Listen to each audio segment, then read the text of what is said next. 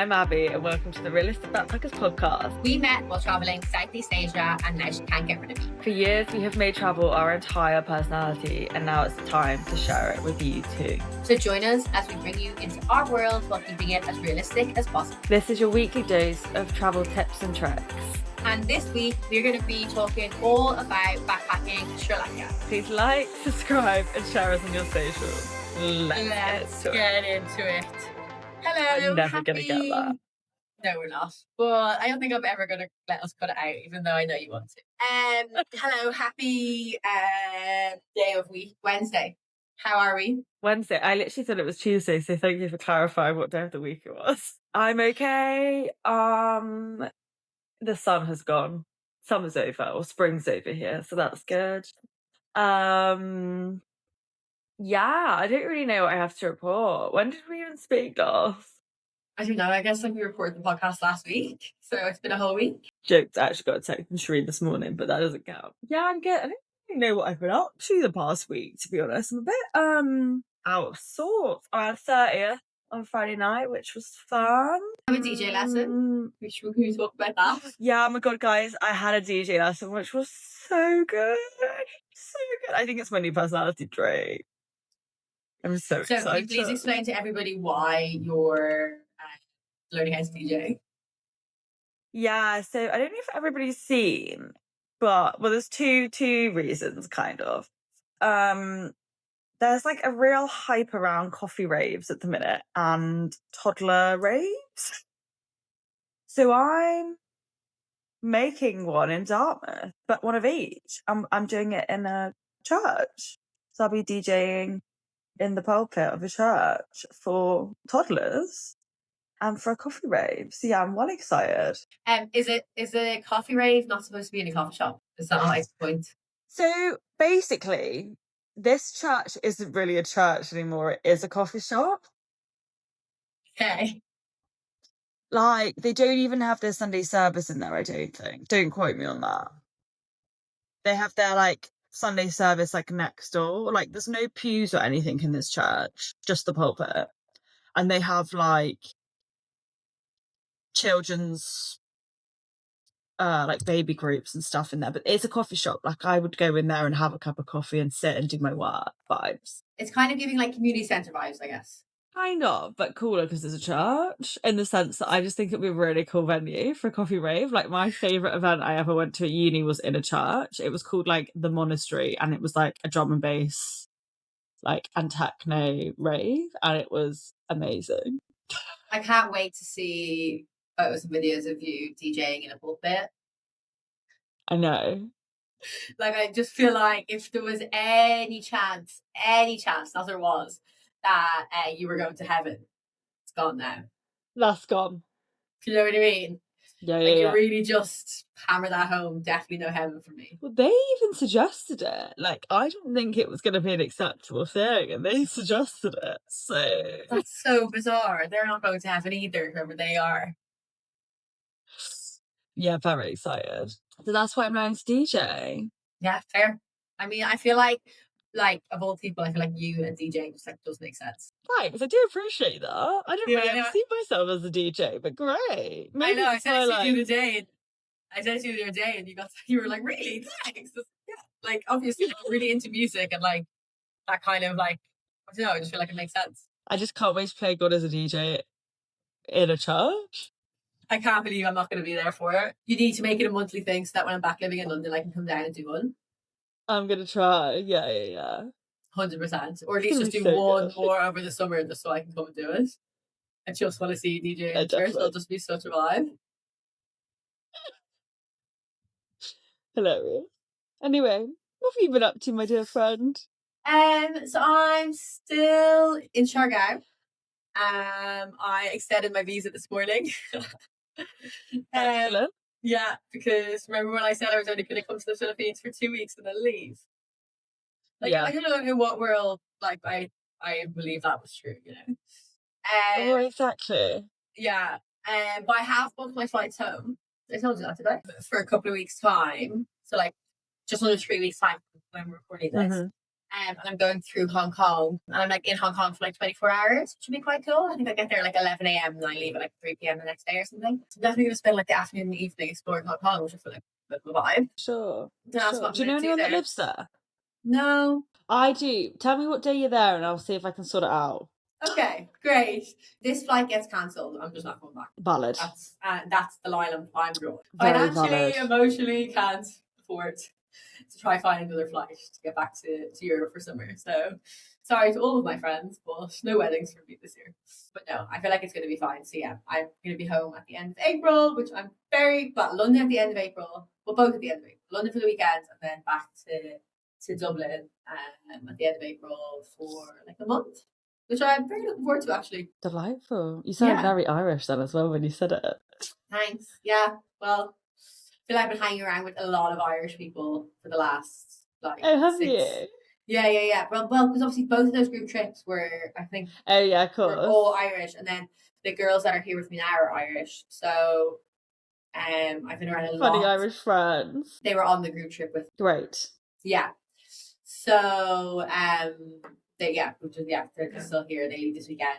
So yeah, I've just been around a lot of Irish people. Nice, actually.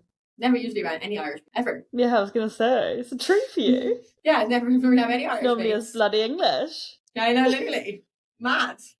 Yeah, literally, don't even know what to do with the English accent now.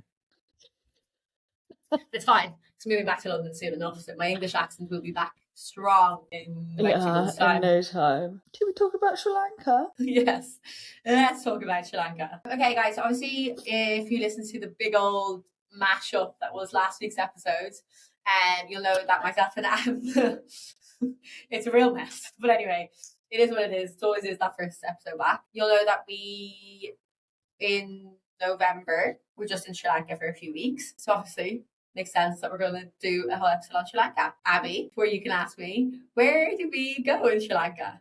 / where did you go in Sri Lanka? Because again, guys, if you listen to last week's episode, you'll know that I had to abort Sri Lanka slightly early. So Abby was there for a week longer than I was. So I'll get that out of the way now before we get into this. So Abby, where did we go in Sri Lanka? So we both flew in and met up in Negombo. Shireen was there the night before me.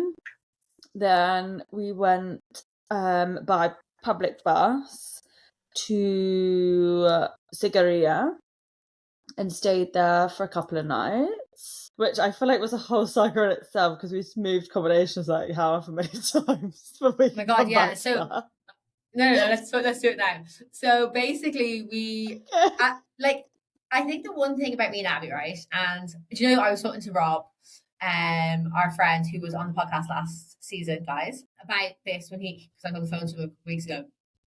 And he was like, "You're so funny because obviously you give out all this great advice about how to travel and how to travel safely, and you listen to none of it yourself."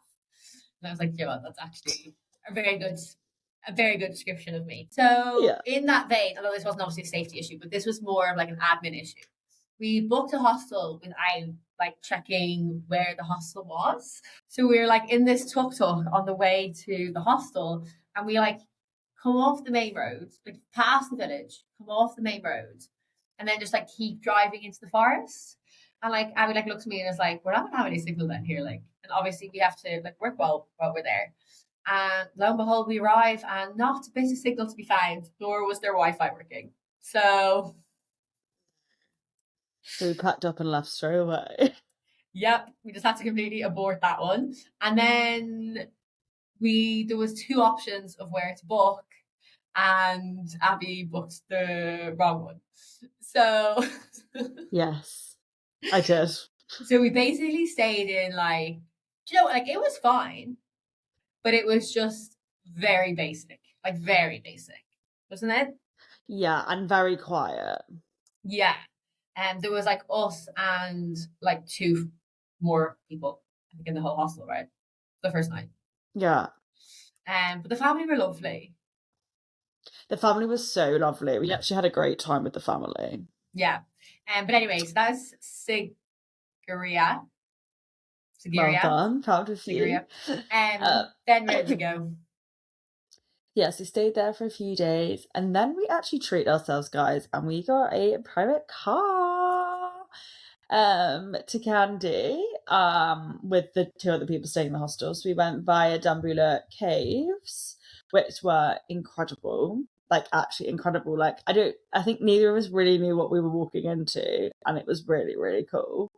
And then to Kandy, and then we basically just didn't want to leave Kandy. Which a lot of people we've spoken to since have basically been like, what did you do? But we did so much and we had a great time. Yeah, that's all that matters. And we basically just kept extending. Like every day we were like, oh, let's stay another night. Oh, let's stay another night. Because we, just for reference, we generally book one night at a time so we can decide on whether we actually want to stay around or not. And then we split up. And then we split up. For 24 hours, guys. Don't get too excited. Yeah. So I went and climbed Adam's Peak. So I went and stayed in this like tiny little town at the bottom of the mountain, which was so cute. And the like place I stayed, the girl who ran it, who was literally younger than me, was so lovely. Yeah, climbed Adam's Peak and then how did I even get there? I think I got the train there. Oh, yes. I missed the train, didn't I? Because I was like, pissing around. Yeah, so I got a train and a bus. Well, no, train and a tuk-tuk there because I'd missed the bus. And then on the way back, I got 2 buses. Well, to Nuwara, Eliya, where I met Shireen.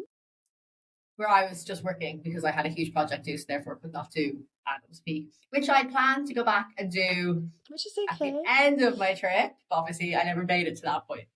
But anyways, it's fine. Yes. Then we went from Nuwara, Eliya to Ella by train, which was so cool. Like, so cool. We had the best time on the train. We can come back to that in a bit. Yeah. And then we were in Ella for 4 days. Yes. And honestly, guys, like, it's a cool place in so many respects. There's lots to do there. But Christ, it was so overwhelming because, like, the beginning part of our trip, we just hadn't really seen Western tourists that much, other than, like, in the hostel. So then to get to Ella, where it was honestly, like, Changi Bali, Seminyak Bali, like, it was like it was just like so touristy. I think the other thing as well with that in particular was that because like Kandy, even Nuwara, Eliya and Negombo, like Sigiri are slightly different with those 2 places because they're cities. So even if there is tourists, unless you go to tourist sites, you generally don't ever. When you're in a city, you never feel the overwhelm of being overrun by tourists unless you're in a very specific place. Whereas Ella's like a street, essentially. It's a long street. Yeah. It is one street. So and it's like everybody, it's all tourists. Do you know? So I just feel like you kind of no escaping them, I guess. Yeah, no escaping us either, you know. But yes, we spent some time in Ella, which was nice. Once we'd gotten over the overwhelm. And then we got the bus to the coast. And this is where Shireen sadly had to leave me. Yeah. All I wanted was to get to the coast, and I arrived at the coast and immediately left. So that was good. Yeah, and you can listen to last week's episode if you want to hear that story. But then so Shireen left, and then I just couldn't make my mind up as to what I wanted to do. But I was in Hiriketiya for a couple of days. Basically, I got sick, and also, again, if you listen to last week's episode, I was injured. So I tried surfing. Someone crashed into my board, and I was like, I can't really do this again until my feet have healed properly. And then, so I left Hiriketiya, which was so nice. But again, another classic example of how tourism has changed it. There wasn't a road there 4 years ago, and now it's kind of a tourist town. It's not a tourist town in the sense of it's not like Ella, but it just is a cute little beach town full of tourists, if that makes sense. But then left there, and then I just basically kind of hopped along the coast. So I went to Medea, off a recommendation from a friend that lives there, and stayed in this really lovely hostel actually.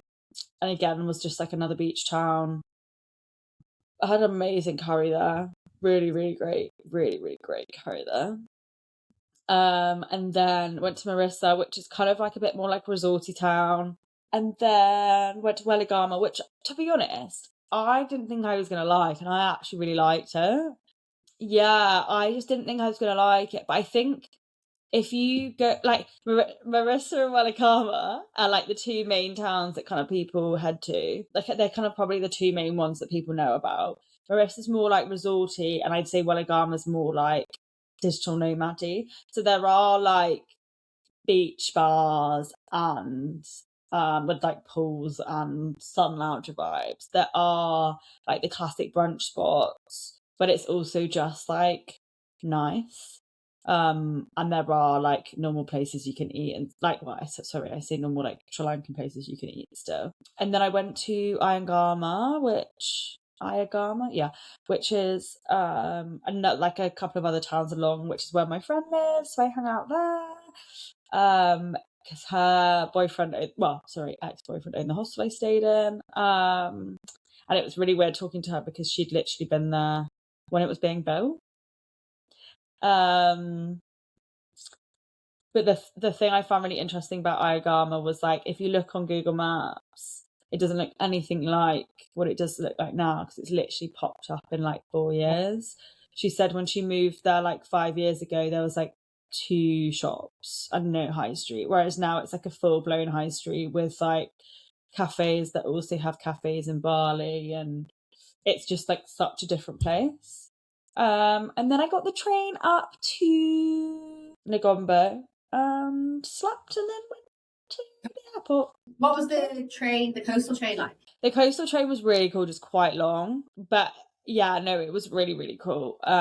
Because like I literally just sat with my feet out looking at the coast the whole time, which was like so nice. That you just went through like each of the coastal towns, which was great. And then it was actually really cool coming into the city as well, because you actually got to see, because like obviously we didn't go to Colombo, so I actually got to see like a bit of Colombo as well, which was nice. But yeah, it was just quite long, but there was a group of us, so it was all right. Was it like way less busy than the like Ella to Nuwara to Ella train? And funnily enough, a hell of a lot less tourists too. Wild. Well, because I like until you posted about the train like up the coast, I don't think I'd ever seen anybody do. I had only ever seen people talk about obviously the one that we got. It's obviously like the train, right? Yeah, but no, it was really nice. Yeah, it was just quite long, but like about the same as the like Eliya to Ella, so not anything dramatic. Okay, fair. Yeah, because it's only like a 3-hour drive. Yeah. But yeah, no, it was nice. And yeah, it was just nice to see like the other coastal towns along the way up that like I hadn't been to. Yeah. Yeah. But yeah, no, it was good. Literally loved it. Would go back in a heartbeat. You are going back, aren't you, at the end of the year? No, January. Beginning of January. January, okay. Yeah, I'm running another group trip there. So fabulous. So we'll be back, and then hopefully we'll obviously get to do some of the things I didn't get to do this time around. Yeah. I'm also intrigued to see when you're there in January, like how different it's gonna be. So for reference, guys, like we went in November, and that's like known as like the shoulder season. So like the high season is December to March for the South Coast. It's slightly different for the East, but for the South Coast, it's December to March. And I would say like as I was leaving, it was starting to get busy. And from what I've heard, it's just like very, very different in high season because it's so much busier. Like, to give context, when I was on Adam's Peak, from all the like stuff I'd read online and things, it was like in the high season you have to queue to get to the top vibes. There was literally 20 people at the top when I was there. So yeah, I'll be really intrigued to see how different it is. Yeah. Well, obviously, I'm not going to be able to compare the coast, which is obviously annoying to say what's on the coast. But the rest of it, I'll be able to compare. Because I mean, I'm sure the rest of it, like Ella, for example, like the concept of Ella being way busier is wild to me. Well, obviously, it will be. Yeah. Do you know what I mean?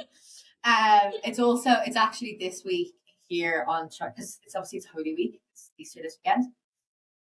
Yeah. And Philippines is a very Catholic country. Catholic? No, Catholic. But anyway, there's just like a lot of people everywhere, a lot more like local tourists here this at the moment. Oh, nice. Yeah, and there's actually like a load of graduations going on. Oh, cute. Yeah, like I can't figure out I don't know why it's this week in particular. Like, I don't know if this is like summer holidays or what, but anyway, it's like a really big affair here. That's like an all day thing, and so much drinking and partying. And like when I was like driving home yesterday evening, and you could just like where I had dinner, there was like a community hall like right across, and they had like a huge graduation. So then when I was driving home, it was obviously like I was driving past a lot of like the houses and stuff of the people that had been at the graduation yesterday, and it was just like party, party, party. I was like, wow, they're having such a great time. Amazing. Yeah, it was so cute. But yeah, so very busy here at the moment though. I mean, sure guys, it kind of always is, but it's very busy at the moment. Also, sorry again before we go back to Sri Lanka, just on surfing. Like, I don't remember last year when I was in Tragao and I was like, I am a surfer girl and this is my whole entire personality. I have zero interest in surfing. Really? Yeah. I thought I was going to come back and be like, get me on that board. Haven't surfed and I've been here for maybe 2 weeks. Wow. And you just have no interest in getting on a board? No. Zero. Zilch. No, thank you. Also, sorry, you've been there for 2 weeks already. Like, this year, man, I can't. No, sorry. Like 10 days. Okay. 10 days. But I mean, still. Yeah, the weekend would be 2 weeks. But yeah, I just have no interest in getting on board, and I don't know why. I don't know if it's one of those things where it's like I just need to do it once and I'll be like grand again, and I'm a bit like like nervous about doing it, but I just can't be arsed. Just don't want to. But it's quite tiring as well. Yeah. I'm a tired little girl at the moment, you know. Anyways, back to Sri Lanka. Interesting. What were your highlights? What's like your three favourite things that you did? Adam's Peak. I actually loved getting back on a surfboard. Even though I only was able to do it once, I loved it. And I'm going to say caves. Yeah, the Dembulla caves were so cool. So they're outside, obviously they're in Dembulla, but from a travelling Sri Lanka perspective, that's like just outside Sigiri. How can I say it? Sigiriya. Sigiriya. But yeah. But yeah, they're so cool. Although very hot. Very hot. Well hot, right? Like sweating. But yeah, they were very cool. Like arrived. It wasn't what we expected either. Like I thought we were actually going into a cave. But no, you have to like walk up these steps and then go in. And it's like different rooms with like Buddhas, and it's so cool. I don't know if I'm just throwing false information out there now, but is it one of the largest collections of Buddha in the world? I think I agree. Don't quote us on that, but I think I did hear that too. Yeah. I wouldn't go say should not be said, but I'm pretty sure I read that somewhere. But yeah, they were very cool. And then so Adam's Peak. What is Adam's Peak? So Adam's Peak is like one of the locations that Buddha himself came to when he visited Sri Lanka. And again, don't quote me on this, but I think he came 3 times. So there's actually like a temple on top of Adam's Peak. So for like local tourists and like Buddhists around the world, it's a place where they go and they'll go to the temple. It's only open in the high season. So like when I was there, the temple wasn't open. But yeah, like they go to the temple because it's like one of the like sacred sites the Buddha supposedly came to. And then other than that, it's just like a hike. So it takes, now again, it varies depending on what time of year you do it, because like I read everywhere that you had to leave at like midnight, which was not the case, and I did not do that. I think I left at like 3 a.m. and maybe got there at like 5:30. It probably only took me 2.5 hours to climb it. And when I say climb, it's steps. It's literally steps the whole way up. Like some parts of it is like quite chill, other parts of it is really steep. And I saw when I was coming down, I saw a girl that was still climbing up and probably still had maybe an hour and a half ahead of her at the pace she was going, and she'd set off at the same time as me. So obviously it depends like what your fitness levels are as to like how quickly you'll get up it. But the thing that I really liked about it is there was literally nobody around. So I went out for sunrise. I left at like 3 just after 3 a.m, probably maybe even 3:30. I literally didn't see a soul until like a kilometre from the top. And the thing that's really cute, at least for where I stay, but I think this is kind of across the board for everywhere you stay, they'll like get you prepped. So I'll make sure you've got everything you need. So like they gave me a torch, they made sure I had enough layers, like all of that kind of stuff, which is really sweet. Because it does get cold on top. And it is cold when you set off because obviously you're in the mountains. But the views are incredible, like absolutely incredible. And then when you're walking down and you look at what you just climbed up, because it's like quite wide and then goes narrow towards the top, like it is, you just look at it like, oh wow, I climbed that. Yeah, no, the views are great. Watch sunrise on the top of it. And then yeah, hiked back down, had a great show, and enjoyed Shireen. And I don't know if this is being a bit too obvious, but like not to be confused with Little Adam's Peak, which also exists and is in Ella. Yes. And you'll find as well, like quite a lot of tourists, when you say, oh yeah, I climbed Adam's Peak to them, they think you mean Little Adam's Peak, which is in Ella. But that is very, very different. Like Little Adam's Peak is probably like an hour round trip, Dobby. Yeah. Whereas this very much isn't. Yeah. So I guess I'll go to Adam's Peak thinking it's going to be Little Adam's Peak, which I feel like would, and vice versa. Yes. Yes, I think you would be a bit disappointed. Yeah, probably. Or if you got to Adam's Peak thinking it was going to be an hour round trip and then you started climbing. No, thank you. No, thank you. Can you imagine? Yeah, that would be no, thank you. But I also feel like as well, if you did get them mixed up, I would be slightly concerned because you really have to go out of your way to get to Adam's Peak. That's true. It's not like an easy place to get to. Yeah, that's very true. That's very true. Fair enough. I did briefly touch on surfing. I know I didn't really get to do it much, but I would say Sri Lanka is actually a really great place to learn to surf. If you can't. I really shocked myself. I hadn't surfed, guys, in probably like 10 years. First wave, I was up and the whole way in. And like by wave 3, I was like turning on the board and doing all jazzy stuff. And I literally hadn't surfed in 10 years. So that I was stunned by. But I would say it's genuinely a really good place to learn to surf. They have like surf schools basically all the way along the coast. Like it doesn't matter where you stop, there is a place to learn to surf, and obviously places where you can just hire boards and go out as well. The only thing I would say is go first thing in the morning because it gets really busy. Like I don't think I would have wanted to surf any later in the day, so I would say either first thing in the morning or like just after lunch. But obviously that's time dependent. Yes, completely. Although I think like they were going out all day. Oh, okay.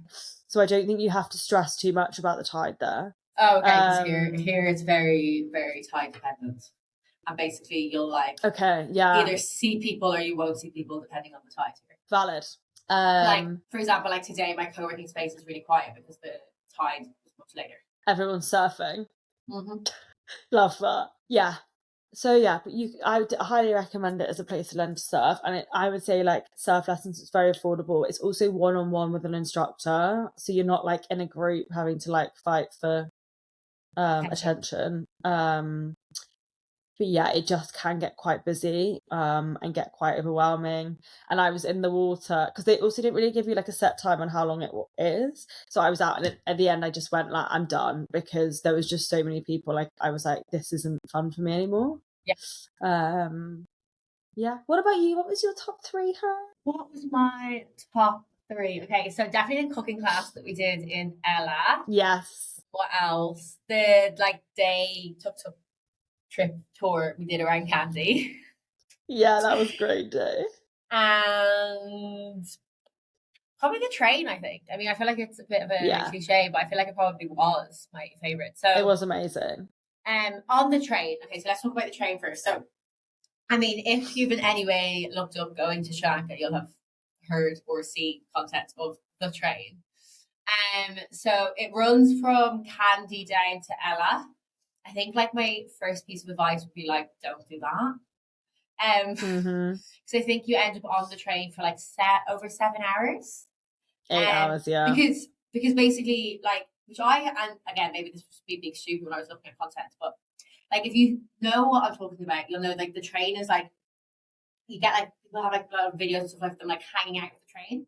I didn't realize that's because the train moves at a literal walking pace. It's so slow. So honestly, like, I couldn't be on that for 7 hours. Like, I simply couldn't be on that 7 hours. So yeah, so it's like a lot of people like will come to Kandy and go like all the way down. We went from Nuwara, Eliya, so I think we were on the train for about 3 hours. I think. Yeah, 3-4ish hours. Yeah, that was enough. Yeah, it was definitely enough. It was beautiful, had a great time, but that was enough. And then I guess the other thing on the train is that, so especially when we were in Kandy, we were like kind of like meeting, or when I say meeting, eavesdropping on like a lot of people that had like pre-booked and like bought tickets online.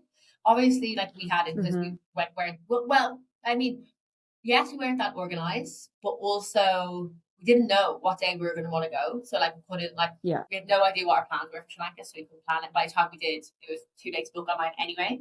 But like people were paying anywhere from like 20 to like $50 for a ticket on the train. Which is insane. Yeah. And then obviously like people were like, oh, like what if I don't get a ticket, blah, blah, blah. We rocked up. Now, obviously, like taking this with the fact that we were there during shoulder season, not high season. But we arrived to the train station maybe like an hour and a half before the train was due to depart, and just got unreserved third class tickets for the equivalent of 50 cents. For both of us. Yeah. So rather than $20 to $50. Now it was busy, and like, I mean, we didn't have a seat. I mean, we sat like looking out the like out the train the entire time, but like, and it was busy like in the cars and stuff, but like for 50 cents, you can't really. And also, like, I don't know about you, but I wouldn't have wanted to sit anywhere else. No, it was so cool sitting where we were sitting, and like, I feel like, because I mean, there is like first class and stuff, which obviously you've got like proper seat and like all that kind of stuff, which like obviously nice, whatever. I also assume when I go in January, like I'll be doing it that way because it'll be as a part of your tour. Oh yeah. So can report back on what it is like to do it that way as well. Yeah. But I just don't think I think you're paying for it yourself. I personally just don't see it would be worth spending that much money. Yeah. And the thing is with first class, you have to book in advance. You can't not, because it sells out. And yes, okay, it's got aircon, but like you're actually inside, like you don't really have the option. And obviously you have a reserved seat, but you don't have the option to like sit and be looking out the train. You have to come out of first class to get all those like Instagrammable pictures that everybody wants to do and do the whole like hanging out the train vibe, you know? Which like, if that's great for you and if it like causes you less stress, by all means, but you will be paying a hell of a lot more for it. And then second class, I'm assuming, is just a little bit nicer, but like especially for me and Shireen, we wanted to live like a local and actually have like the like real train experience, like how Sri Lankan people do. And it was amazing. I literally wouldn't change it for anything, because one, we met lots of different people. Two, like we got to see the Sri Lankan families on the train when they like set up and they get out their like dal and have their like picnic on the train, and like there was like so many things we got to see that we wouldn't have otherwise, because I'm sure first class is probably just tourists. But the other thing I would say, and please correct me, Shireen, if I get this the wrong way around, but they say if you're going from Kandy, you want to sit on the right hand side of the train, going the way you're facing, and then from Nuwara, Eliya, you swap to the other side, and that's the side you want to be on for the best views. Yeah. And the other option as well, which I feel like people are kind of starting to do now as well because of how busy it is that rather than go like, I guess if you're looking at a map of Sri Lanka, rather than going clockwise, which would mean that you would be going from from Kandy down to Ella and then into the coast. You can go anti-clockwise, so you like do the coast first and then up into like, and kind of go up, and then that the train from Ella north rather than from Kandy south is a lot quieter as well. It's not for sure. It's not the travelled route, or like the typical backpack route. So yeah, that's also another option if you wanted to do it that way. Definitely. So that was the train. Then and I mean then the cooking class. So we did the cooking class in Ella in a place called Matey's Hut, which we also ate in like 4 times we were there. But it's incredible, guys. Honestly, it was great, and I feel like it's like more. It's one of like the few actual like local places, like actual local foods. But I just think in general, like in Sri Lanka, one of the big things to do is do a cooking class because the food is incredible. Like the food is so delicious. So definitely honestly. So you have to make sure you leave time to do a cooking class at some point. We made like 5 different types of curry, 5 different types of curry or 6 types of curry. It was just great. Like honestly great. So definitely make sure you do a cooking class. What was the only other cooking class that I've had recommended to me? So there's obviously that one at Matey's Hut in Ella, which was really, really good. The only other one is one in Hiriketiya, and I don't remember the name off the top of my head, but maybe I can find it. We can put it in the show notes. But it's run by a lady who basically escaped from a abusive partner, and all of her staff now are other women that have escaped abusive partners, and she's built this like cooking class in Hiriketiya because there's I think there's basically a high percentage of Sri Lankans are still married by arranged marriage. I don't want to quote the actual percentage because I don't want to get it wrong, but it's a really high percentage. I know that much. So they she created this cooking school basically and only hires like other women that have been in a situation like her, but apparently she has such a vibe, like just such a vibe. So I'll find the name of it and we can add that into the show notes. Definitely, because I had a couple of people that did that one too. That would be great to recommend. That's really, really cool. So guys, we kind of mentioned this, but we like loved Kandy, right? And part of the reason we loved Kandy so much was because we just stayed in a really cool hostel where the vibes were great. And the guys that worked there were like such a vibe. We just like had a great time. But one of the days while we were in Kandy, one of the guys that works in the hostel also does these like tuk-tuk tours of the city. So he took us out on a tuk-tuk tour. Basically he like gave us like a list of like 13 places. He was like, tell me where you want to like go out of this. So we were just like, you tell us, you just bring us, we'll be there. We literally left at like 9 a.m. We didn't get back till like 7 p.m. Like it was such a long day. Like we did so much, but it was cool because we did like the typical things. So, like in Kandy, for example, like Temple of the Tooth, which is where Buddha's tooth is like one of like the biggest attractions there. There's like this like local local like traditional dance show. That's like again very like it's like a tourist thing, and a couple of other things. Then also he just like brought us to like a couple of like other temples that were like a bit less known, and like just like a few like spots by the river. We just like hung out and ate ice cream and like things like that. So it was just like so nice to like kind of obviously do the touristy stuff, but also see like some of the other parts of the city. We ate a really nice local restaurant, and it was just such a great day. And I feel like such a vibe, wasn't it? And like we really like saw like a different part of like Kandy that obviously nobody ever sees, because Kandy is very much so seen as the place that you come overnight to get the train and maybe do like a half day and go see the Temple of the Tooth. That's kind of all people do there. But again, we loved it. And on Kandy, the other thing as well is there's this trail called, and I guess if you're like hiking and you like the outdoors, there's a trail called the Pico Trail, and it starts in Kandy and finishes like down near Ella. And it's broken. It's like over 22 days, but it's broken into sections, so you can do like as much of it or as little bit as you want. So we did one of the days when we were in Kandy, but if you if you like want to like kind of get out into kind of the kind of like foresty, that kind of vibe, like through the tea plantations, and the Pico Trail is definitely one to do. Yeah, and you can kind of stay along the way. So like it basically was built like in partnership with like the EU and loads of other countries.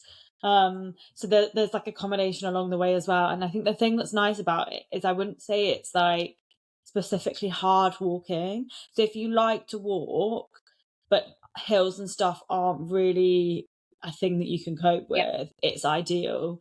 And you can, it's like long but not hard, I would say. Yeah, but I think the other thing that's really nice as well is, say you are an avid walker, you could definitely do like 2 days in one. But it was just really nice for us because we ended up in this like local town. We set off from Kandy. We ended up in this local town and just had like a little mooch and got some food, which was amazing. And then just hopped on the bus back. So yeah, definitely, especially if you want like the outdoors and want to go for like a stop, I would definitely recommend. I guess the other one that like we should like touch on, like we chose not to do, but it's like probably like one of the biggest attractions in Sri Lanka, is the safaris. So there's a Yala National Park is like the most popular one in Sri Lanka, and the other one escapes me the name of it. Nuwara, maybe something like that. I think that one is more known for leopards, and both of them are known for elephants. And then you can actually do them at like different points. So like when we were in Sigiriya, there was the option to do them there as well. We basically decided not to do them for a couple of reasons.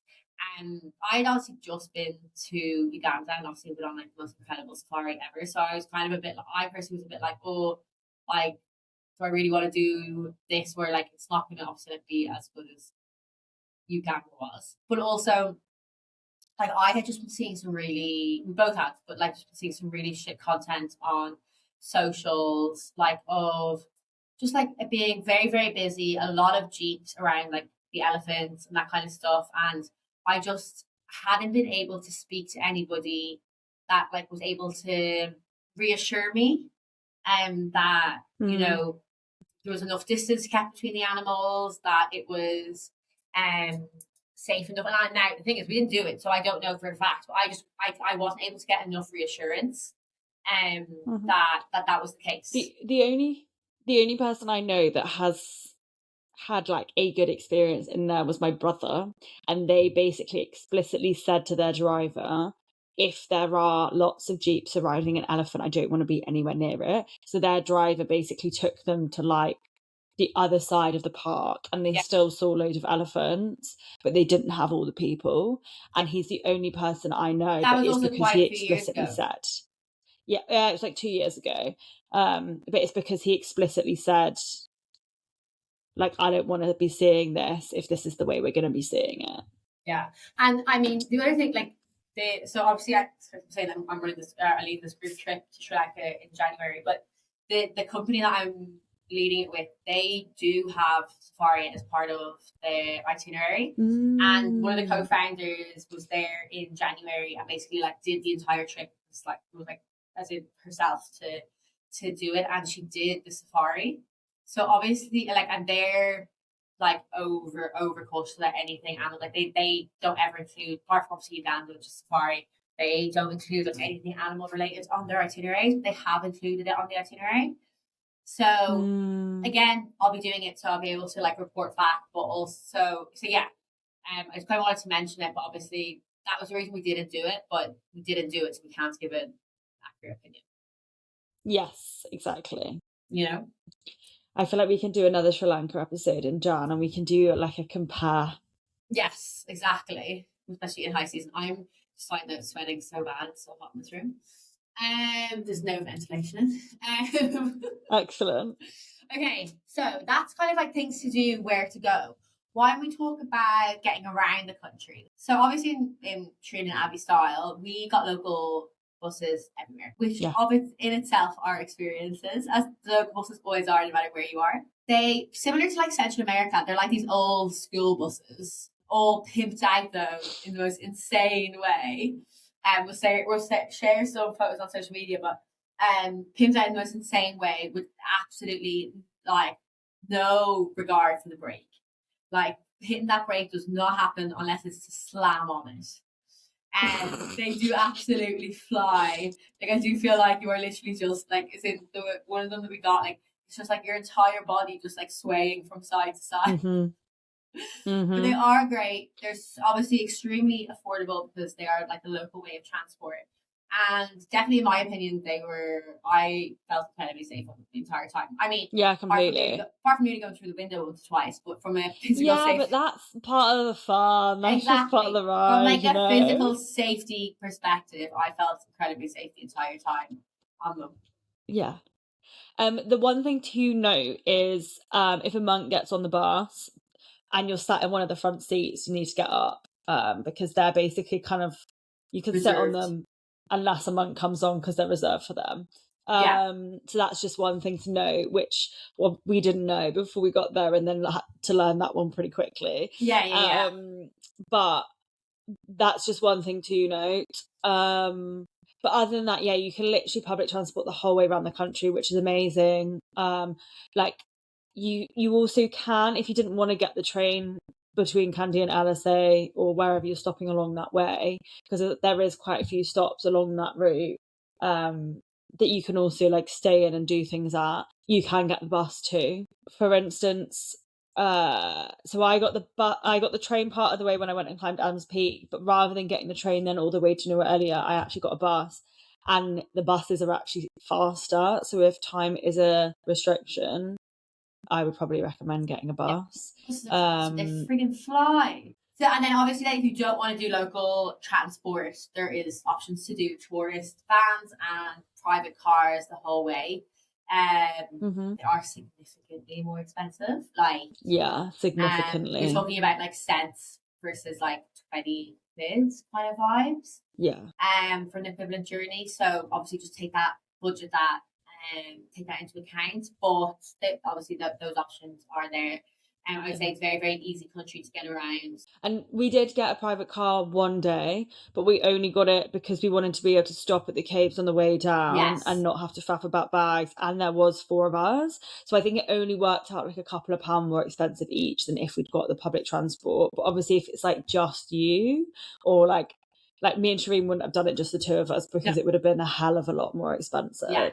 Obviously glad that we did, because glad we got to see the cases, because we didn't really know what they were. We probably would have sacked them off, and I'm glad we did get to do them because they were so cool. Agreed. It is just way more expensive. And along the coast as well, you kind of have depending on where you are, you have a couple of options. You can get the train between some of the towns, so that's what I did when I went back up to the airport. But then also there's a public bus along the front, or everybody just gets tuk-tuks, because everything, like, kind of depending on where you're staying, your absolute max going to be on a bus for like 20 minutes, so in a tuk-tuk for like 15.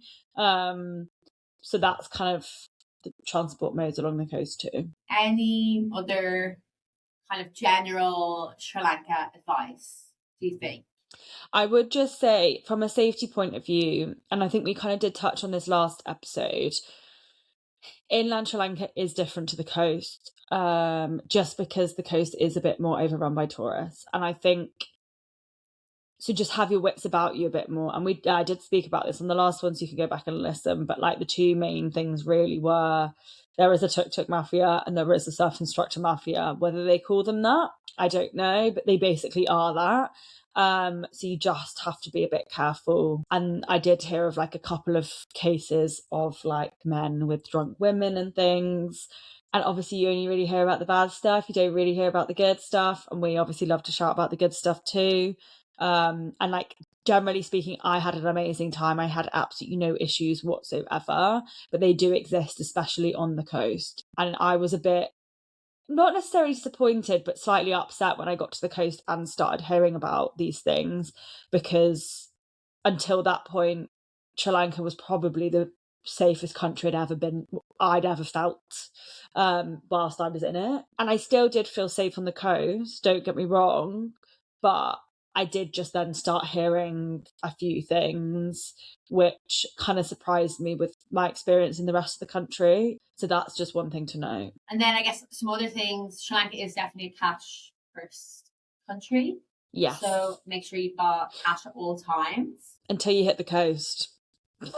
Obviously. Yeah, of course. But that's not the same in every town. There are, like, if you're in the towns that aren't as populated, it's still cash first. Yeah. So I would say, like, always have cash rather than, like, yes. Like, don't rely on having a card. Yes. Like, obviously, no. Make a card, great, but, like, don't rely on having a card. You can also get SIM cards for are super affordable. So I think we both got them when we got to Negombo. Rather than in the airport, we got them like when we got to the city, and I think they were like, remember I texted you, I think they were like €7 or €8 for like 20 gigs of data. Something very, very affordable like that. £7, yeah. But I would say, guys, and I always hate to say this because I don't want to have like, not that we're that influential, but like I don't want to cause like a mad rush to a country, but I do think it is one of those countries that is changing very rapidly, and I would be really intrigued to see what it's like even in like 2 years, never mind 5. I feel like even by the time I go in January, I think it's going to be super interesting to see. Yeah, I agree. And because obviously it'll be business season as well. Like part of me actually feels like we left it a year too late. I agree. You know, and like obviously we had an incredible time, don't get me wrong, but I think like we have a few friends that went like a year to like 18 months. Your brother as well before we did, and I feel like that was actually unfortunately probably the best time to go. Yeah, because I mean even when my brother went, he'd said to me, if you're going to go, you need to go soon, because like Bali cafes were popping up left, right and centre. So once you start to see smoothie bowls, I guess I know. And the thing is like I guess it depends what you want. Like for some people they're more comfortable travelling when they have like a bit more Western influence. But obviously it is just sad to see a nation changing so much because of tourism, and having like made friends with some locals and speaking to them, like they are nervous about the changes that are coming. But I would just say if it is on your list, that I would probably try and go sooner rather than later, because it is changing, and it's one of the reasons why I haven't been back to the Thai Islands since I was 18, because I had a friend that went 2 years later, and the story, like the differences in that, I was like, oh my god. So yeah, I am just quite nervous to see what happens to the country, because it is so beautiful and the people are so lovely. But yeah, definitely go, because it's incredible, it's beautiful, there's so much to do there. But yeah, go soon. It's our kind of closing advice on Sri Lanka. I know, but it is an amazing country, and the people, the food. I think that's it. I think that's it, guys. I think that is it for another episode. So, as always, thank you so much for listening to us babble all about Sri Lanka. If you have any questions, message us on any of the social platforms. Obviously, always happy to answer them. Listening, share, all that kind of good stuff. And we'll see you on the next one. Bye. Bye.